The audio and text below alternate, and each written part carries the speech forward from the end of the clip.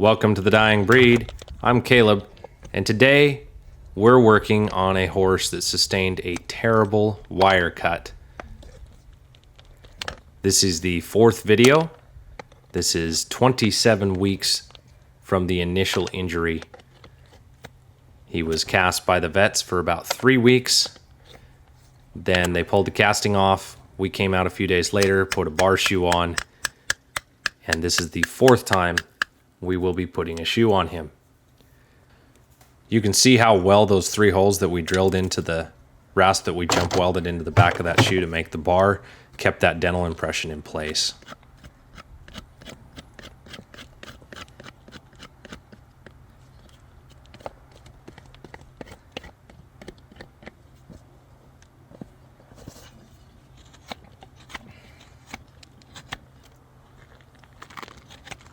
You can see this foot is looking so much healthier than even the last time we were here.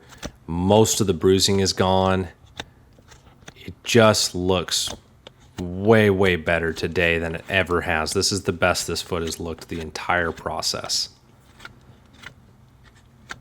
We're removing all the dead foot that has accumulated over the 6 weeks.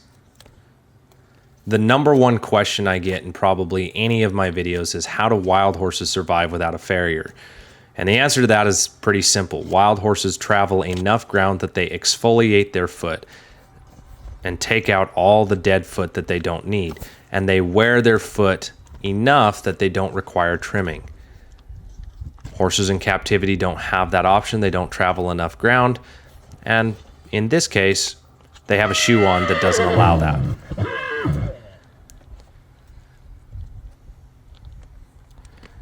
Okay, so what I'm doing here is measuring the frog length. The frog length has a direct correlation to dorsal hoof wall length.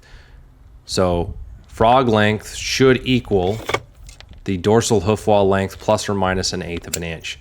So it's a good measurement of how much we can trim off the bottom. It's just another little tool to check.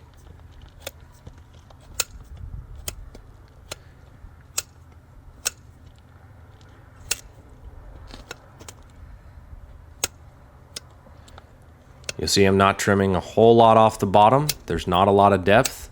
I measured the frog, measured the dorsal hoof wall. I also have to take into account that we're going to burn the shoe on, so we'll lose a little bit of depth there as well. On.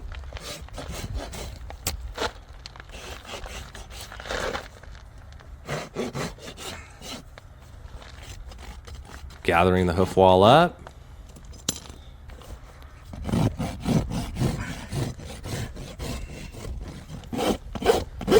Putting a little bit of a rocker into the toe. In the last video we talked about how we put a rocker toe on the shoe. And I just rasp it in a little bit so I don't have to burn as much. Get rid of sole pressure.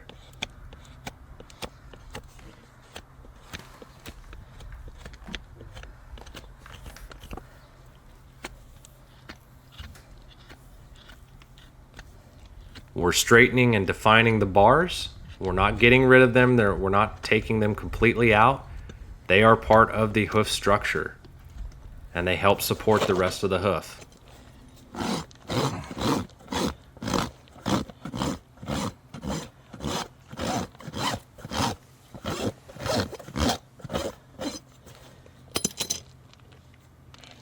We're going to get our width measurement. It's 5 inches wide.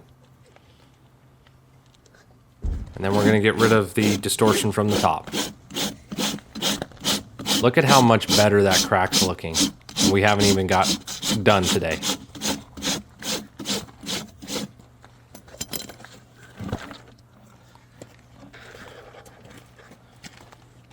It's insane how well these horses are able to heal. And how they can come back from an injury like this and be completely fine. Absolutely amazing creatures.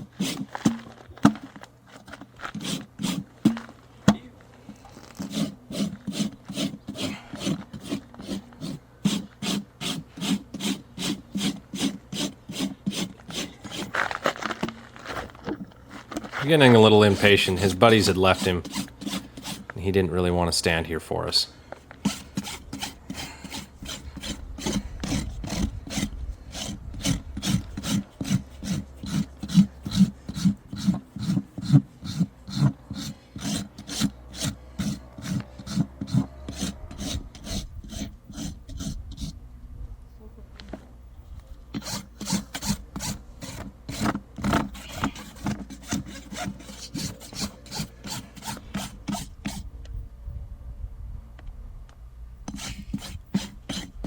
At this point in the video, I keep looking at that crack and going, oh, that looks so much better. It's actually knitting and coming back together.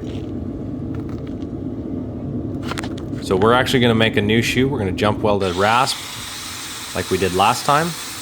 Biggest problem was the foot is actually coming back together. All the swelling's out of it. Foot is actually becoming more stable, and I needed a little bit tighter fit. The secret to jump welding a rasp into a shoe like this is you need to get the shoe hot before you try to put the rasp to it. The rasp is going to get hotter faster than the shoe, so the shoe needs to bake a little bit in your forge. Make sure you get all the slag off. You want to get a good, clean surface to weld to.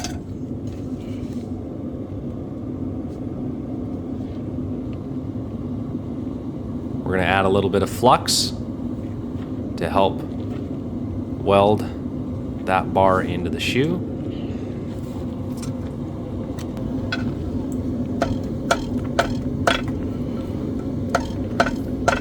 So I'm hitting kind of with the front of my hammer. I'm feathering that rasp into the steel.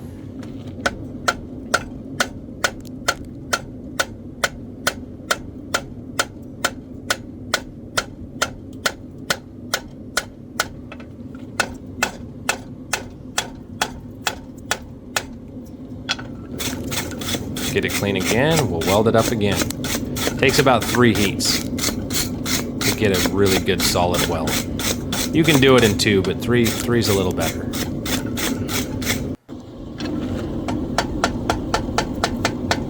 See that steam coming off of it.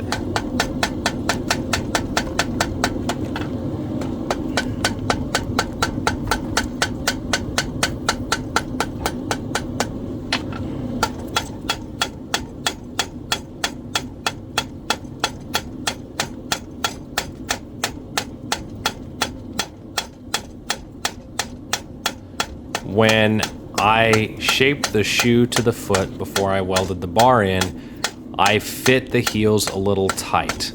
That's the other trick, because as you weld that bar in, the heels are going to expand because you're adding metal to those heels. So you need to fit them tight because that shoe is going to grow about 1/4 of an inch, about 1/8 inch on each side. So if you fit it a little tight, it'll come out exactly where you want it.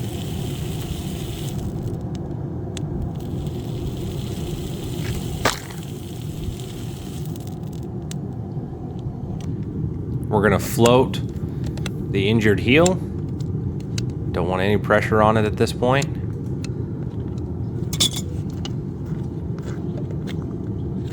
Get rid of all our sole pressure.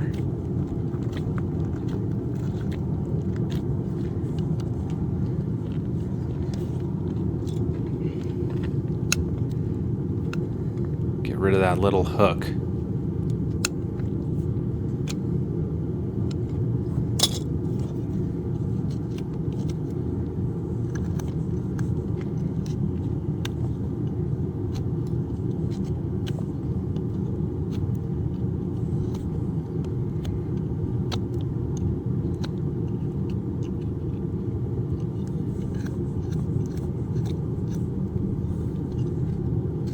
Just trying to make sure those commissures are nice and clean so we don't create a space for thrush to thrive in.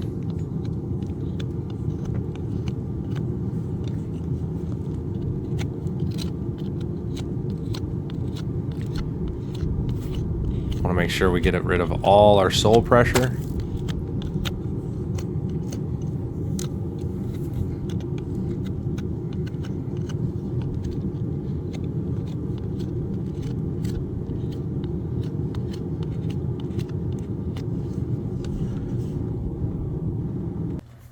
We're going to put a little Artemud in the commissures, keep the thrush down.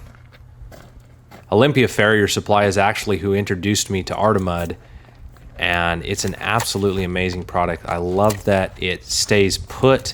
You can push it into these areas and it will be there when you come back in 6 weeks. You can see remnants of it after 6 weeks, especially with a full pad.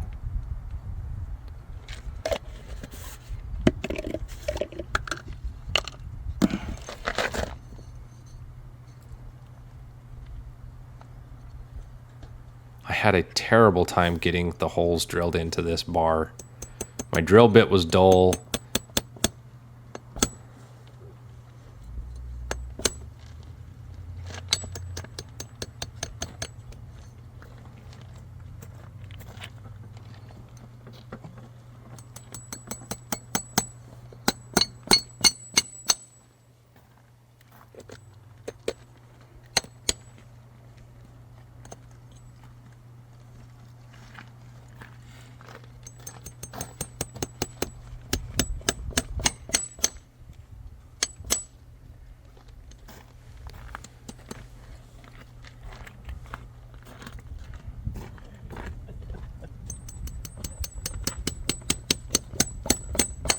Each nail is pitched slightly different. The front nail hole is pitched a little bit steeper, and we pitch them less and less steep as we come back towards the heels of the foot. Generally, you do not want any nails past the widest point of the foot. Now we're going to put a little dental impression under the bar. It's just to keep rocks and other debris from getting wedged under the bar.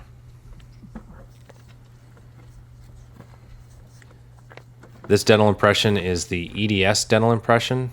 It's a good dental impression. I really like it. It doesn't come off greasy in your hands. A lot of the dental impressions are kind of oily and they make your hands slick. This one doesn't do that. It's a good, it's a solid product.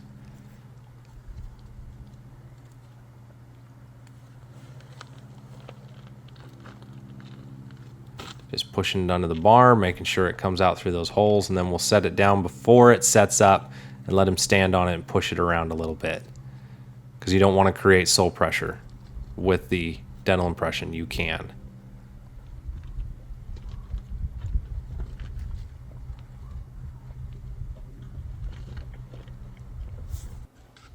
And there's the finished product. We're going to nip the nails off, finish the foot up.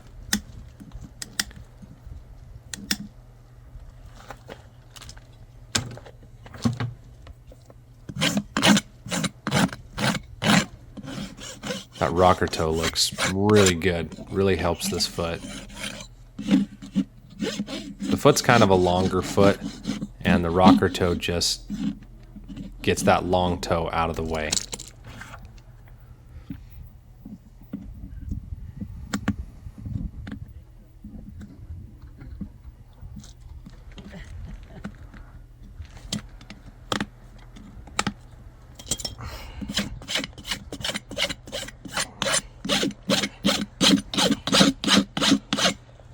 This is what we started with 24 weeks ago, and this is what it looks like today.